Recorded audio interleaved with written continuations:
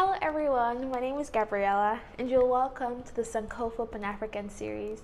Now today's topic is a delicious one. We're going to be discussing how the foods of Africa have influenced world cuisine. Now Africa is a vast continent with a rich cultural diversity. As such, it has a rich and diverse cuisine. However, some dishes might be found commonly across multi-ethnic groups existing in different regions. With almost 5,000 ethnic groups, it is hard to come across what we can call African food. Now, what is the atmosphere of African food? Eating in Africa goes beyond the meal itself. A couple of things make some meal times in Africa a very special experience. One of these things is ambience. When we look at the ambience, we're considering the kind of environmental setup that prevails during dinner time in most places in Africa. Traditionally, the following are some of the common features by which ambience makes a fine dinner in Africa. Another feature of the ambience of African food is eating meals by the fireside. In most parts of interior Africa, dinner is held by the fireside. The fire serves several purposes, such as a source of light, a source of warmth, a source of deterrence against wild animals and insects, particularly mosquitoes, a central point for gathering, and a cultural symbol of unity. Another feature of the atmosphere of African food is togetherness. Food in Africa is not just a meal but a social gathering. Food is used as a means of strengthening bonds. As such, eating food alone is considered bad manners. The following are some of the ways by which togetherness makes a fine dinner in Africa. One of this is stories. Unlike in other cultures where people have to stay quiet while eating, in most African cultures, a fine dinner is one that is escorted by sweet stories. Sharing dishes is another sign of the togetherness felt during African dinners. Sharing dishes such as plates, beer pots, and so on is pretty common. Also, visitors are not left out. A fine dinner in Africa is one where there's at least a guest who is receiving some good treatment during dinner time. The third feature of the atmosphere of African food is divinity. A fine dinner in Africa is one where divine intervention is sought and appreciated. It is customary not to just share meals with the living, but also with ancestors and spirits. The following divine activities make a unique dinner in Africa. Prayers. Prayers are always conducted before any given meal, more so dinner. Included in the prayers are thanksgiving to those who made the food, to God for the life that lives, and to the spirits and ancestors for protection. There are also prayers of blessing to the family and those who are partaking in the meal. It is also common to give some part of the meal to the ancestors. For example, amongst the Igbos of eastern Nigeria, it's common to sprinkle a little bit of palm wine on the ground before consuming or offering it to guests. This is known as pouring libation. Now, what's food in Africa like? Africa is vast. Thus, the best way to look at African cuisine is on a regional basis. Traditionally, most African cuisines use a combination of local cereal grains, available fruits and vegetables, as well as meat and milk products. In some parts of Africa, the traditional diet features a preponderance of curd, fresh and healthy vegetables, whey, and milk products. Depending on the region of this continent, there are sometimes significant differences in the eating and drinking habits throughout Africa's many populations, namely the Horn of Africa, North Africa, Central Africa, East Africa, West Africa, and Southern Africa. All of these regions have their preparation techniques and distinctive dishes. Now let's take a look at the cuisine of Central Africa. Central Africa stretches from the Tibet Mountains in the north to the vast rainforest basin of the Congo River, the highlands of Kivu, and the savanna of Katanga. This region has received the culinary influence of the Swahilis, which is a culture that evolved by the combination of Bantu, Yemeni, Omani, and Indian cultures during the East African slave trade. Swahili culinary influences can be found in dishes such as mandazi, pilaf rice, kachumbari, sambuca, kukupaka, and so on. Central Africa has also been influenced by the cuisine of East, West, and Southern African regions because of their proximity. For example, babute is shared with the South, inyama choma with the East, and gumbos with West Africa.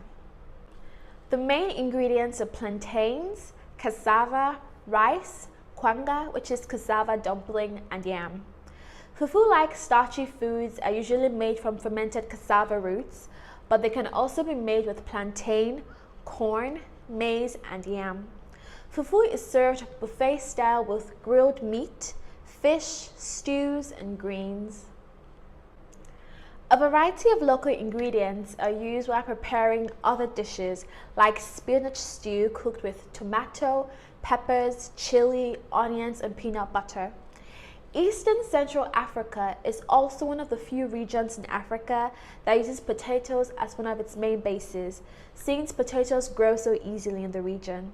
Cassava plants are also consumed as cooked greens. Groundnut stew is also prepared, containing chicken, okra, ginger, and other spices. Another commonly served dish is bambara, which is a porridge of rice, peanut butter, and sugar. Chicken and fish are favorite meat dishes, but game meat preparations containing crocodile, elephant, antelope, and warthog are also served occasionally. Now on to East African cuisine. East Africa area is home to mainly Tanzania, Kenya, Burundi, Somalia and Somaliland, Rwanda, and of course, Uganda. Like most African foods, food in this area consists of dishes made from grains, rice, millet, yam, beans, and cowpeas, flours for bread including sorghum, maize, and stews cooked with meat and vegetables. East African breakfast would consist of special food with baked bread, it could be a whole or chapati in Kenya and Uganda. Also in Uganda, there's a special dish called katogo. Katogo is commonly cooked as a combination of peeled bananas and peanuts or beef, though offal or goat meat are also common. Some of these specialties are usually served with different vegetable stews. One of the best East African specialties is kukupaka. It is a delicious food with chicken coconut curry, which is served with white rice or sometimes kambulo. Kambulo is made from cooked beans with butter and sugar and is usually served with rice and is so famous in East African cuisine. Fresh butter and fresh milk features in many authentic foods in East Africa, so do a variety of spices like cumin and coconut. Like foods from all over Africa, preparation time for some of these kinds of meals can take from anywhere from 1 to 5 hours per meal. Like the dish we mentioned previously, kambulo, it's prepared from azuki beans and may take up to 5 hours to boil to attain the desired tenderness. Next is the Horn of Africa cuisine. The main traditional dishes in Eritrean cuisine and Ethiopian cuisine are something like all other foods from across the continent. Some of them are sebis or stews, which is served with injera. Now, injera is cooked with flatbread made from sorghum or teff. Ethiopian and Eritrean cuisine, especially in the northern half of those two places, is very similar. Now, injera is pretty typical to these areas, to both Ethiopia and Eritrea. Injera is made out of a variation and blends of wheat, barley, teff, and sorghum, and it resembles a pancake. When eating injera, diners generally share food from a large tray placed in the center of a low dining table. Numerous injera is layered on this tray and topped with various spicy stews. Diners then break into the section of injera in front of them, tearing off pieces and dipping them into the stews.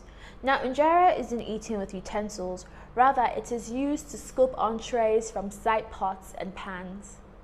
Traditional Ethiopian cuisine has no pork or shellfish of any kind, as they are forbidden inside the Islamic, Jewish, and Ethiopian Orthodox faiths.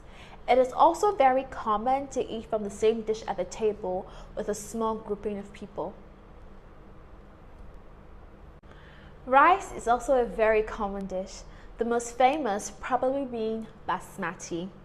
Spices including cumin, cardamom, cloves, cinnamon, and sage are utilized to aromatize these distinct rice dishes. Now over to North African cuisine.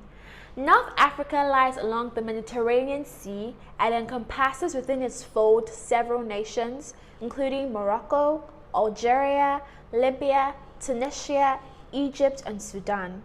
The roots of North African cuisine can be traced back to the ancient empires of North Africa, particularly in Egypt, where many of the country's dishes and culinary traditions date back to African antiquity.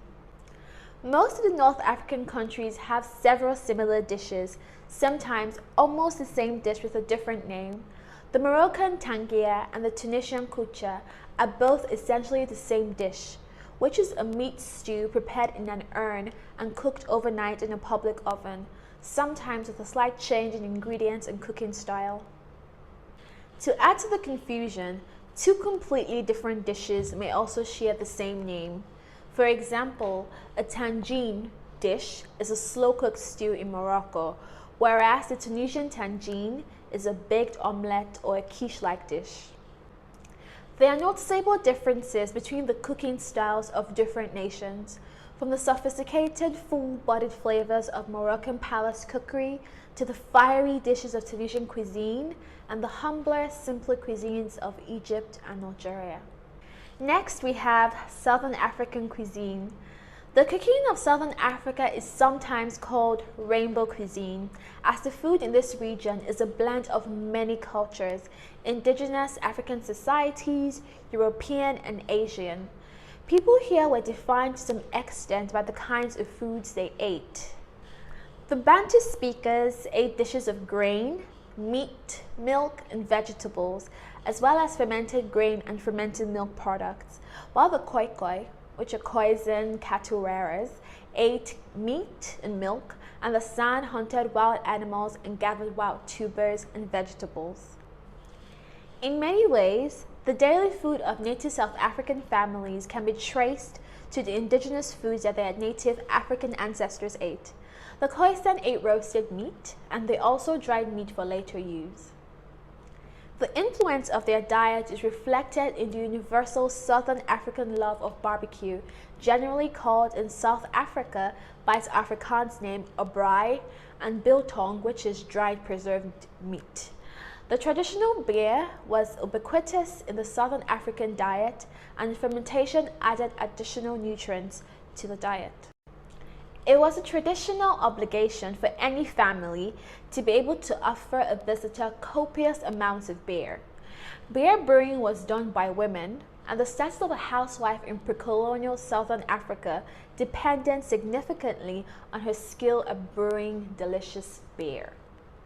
The basic ingredients of Southern African food include seafood, meat products including wild game, poultry, as well as grains, fresh fruits and vegetables, fruits including apples, grapes, mangoes, bananas and papayas, avocados, oranges, peaches and apricots. Meat products include lamb and game like venison, ostrich and impala. The seafood includes crayfish, prawns, tuna, mussels, oysters, calamari, mackerel and lobster. There are also several types of traditional alcoholic beverages. Now, the last and certainly not the least, West African cuisine. A typical West African meal is made with starchy items and can contain meat, fish, as well as various spices and herbs. A wide array of staples are eaten across the region, including fufu, banku, kenke, originated from Ghana, futu, couscous and gari, which are served alongside soups and stews. Fufu is often made from starchy root vegetables such as yams, cocoyams or cassava, but can also be made from cereal grains like millet, sorghum or plantains. The local cuisine and recipes of West Africa continue to remain deeply entrenched in the local customs and traditions, with ingredients like native rice, fonio, millet, sorghum, bambara groundnuts, Hausa groundnuts, black-eyed peas, brown beans, and root vegetables such as yams, cocoyams, sweet potatoes, and cassava. Cooking techniques include roasting, baking, boiling, frying, mashing, and spicing. A range of sweets and savories are also prepared. Flaked and dried fish is often fried in oil and sometimes cooked in a sauce made up of hot peppers, onions, tomatoes, and various spices such as sumbala and water to prepare a highly flavored stew. In some areas, beef and mutton are preferred, and goat meat is the dominant red meat. Suya, which originated from northern Nigeria, is a popular grilled spicy meat kebab flavored with peanuts and other spices, and is sold by street vendors as a snack or evening meal, and is typically made with beef or chicken. It is common to have a preponderance of seafood and is sometimes also mixed with other meat products. Guinea-fowl eggs and chicken are also preferred. With regard to beverages, water has a very strong ritual significance in many West African nations, particularly in dry areas. And water is often the first thing an African host will offer his or her guest. Palm wine is also a common beverage made from fermented sap of various types of palm trees and is usually sold in the sweet, which is a less fermented option, or the sour, which has been fermented longer, making it stronger and less sweet. Now let's take a look at African influence in world cuisine. Firstly, in America. The slave trade brought approximately 500,000 Africans to the United States. These people arrived stripped of their material possessions, but possessed a distinctive cultural heritage and various talents and skills. Some historians say that the addition of such vitamin and mineral-rich food plants saved white slaveholders from nutritional deficiencies. The diet in some parts of Africa was centered around stews served over a starchy base such as rice or fufu, which is a pounded mass of boiled yams, cassava, or millet. The effect of this food habit is today especially evident in Louisiana-style cookery, in which chicken or seafood is served with a sauce over a bed of rice. Cajun dishes such as gumbo and jambalaya also demonstrates the African hand. Most times, Africans pass through the way station of the West Indies. Here, the Creole Islanders' spicy cuisine might add inspiration and unwritten recipes to the African cook's repertoire. Soon, Southland plantation families were enjoying black creations of pot liquor and sweet potato puddings and experiencing somewhat different cooking techniques, for Africans were fond of deep fat frying and grilling. Thanks also to black influence, certain foods were introduced to America or utilized to a greater extent. Black-eyed peas, hominy grits, okra, eggplant, sesame seed, sorghum, and melons were emphasized by cooks of African origin. A satisfying southern soul food style menu of this age, featuring fried chicken, sweet potatoes, black-eyed peas, turnip greens, cornbread, and sweet potato pie, is a direct outgrowth of African cooking. Now let's take a look at coffee in Southern America. Many people associate coffee with Southern America, but Ethiopia is the birthplace of the world's premier coffee, writes Judith Carney in her book, In the Shadow of Slavery, Africa's Botanical Legacy in the Atlantic World. Legend has it that a goat herder named Kalbi discovered it when his herd became particularly boisterous after eating berries from a tree.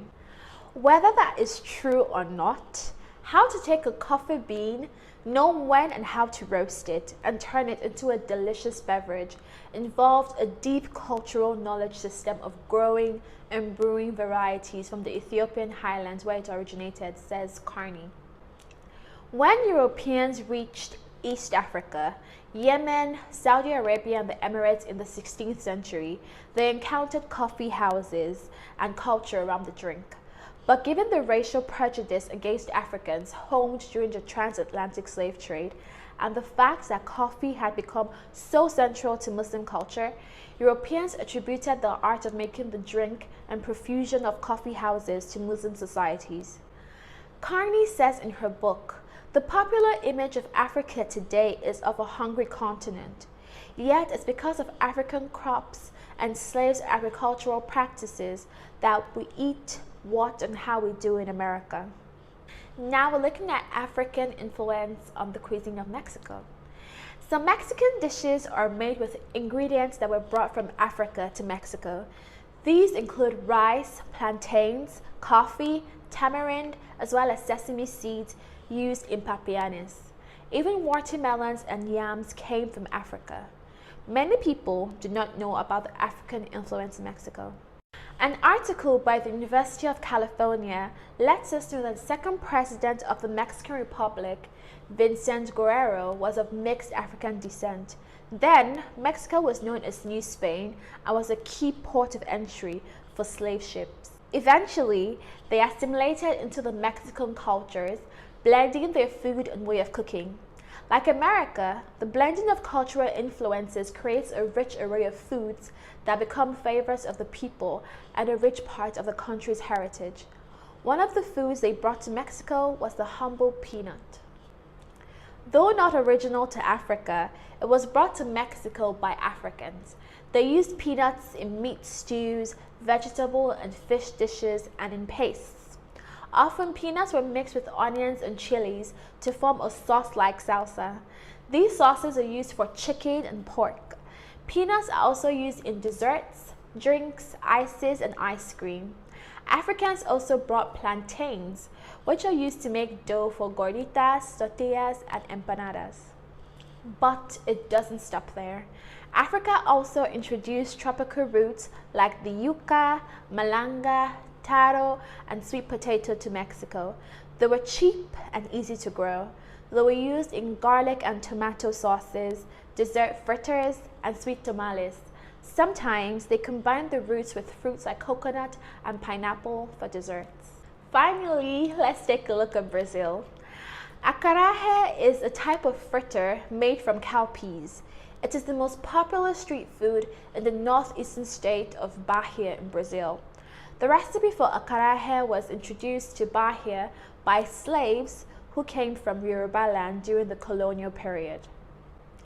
In Nigeria, acarajé is named akara, and the women who sell it call out akara je, which means come and eat akara in Yoruba. It is also popular among Sierra Leoneans. In Ghana, it is a popular breakfast dish eaten with millet or corn, while in Nigeria it is eaten with bread, ogi, or eko, which is a type of cornmeal made with fine corn flour. Akara is made from peeled beans, formed into a ball, and then deep fried in palm oil or vegetable oil. Although the basic ingredients are the same, there are variations to suit specific tastes.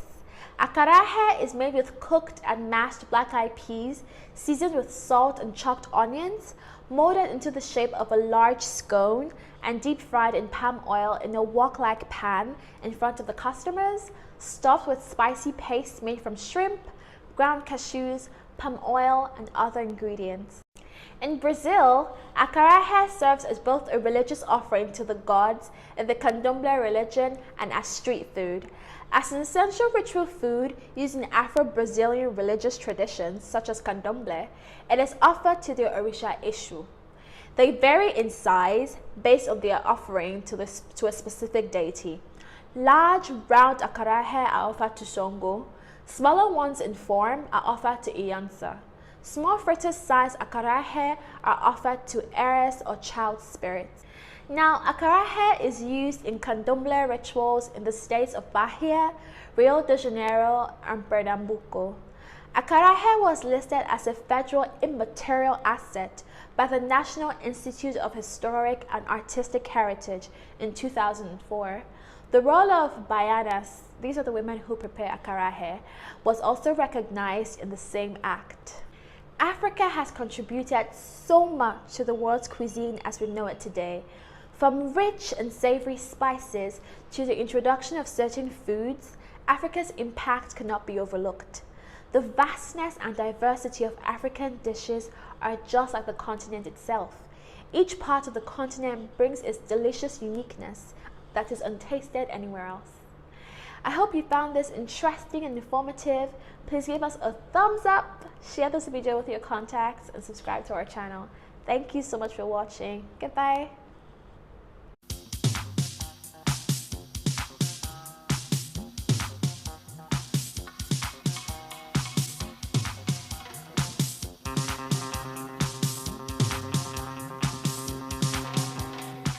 Hi, welcome back to another episode of Sankofa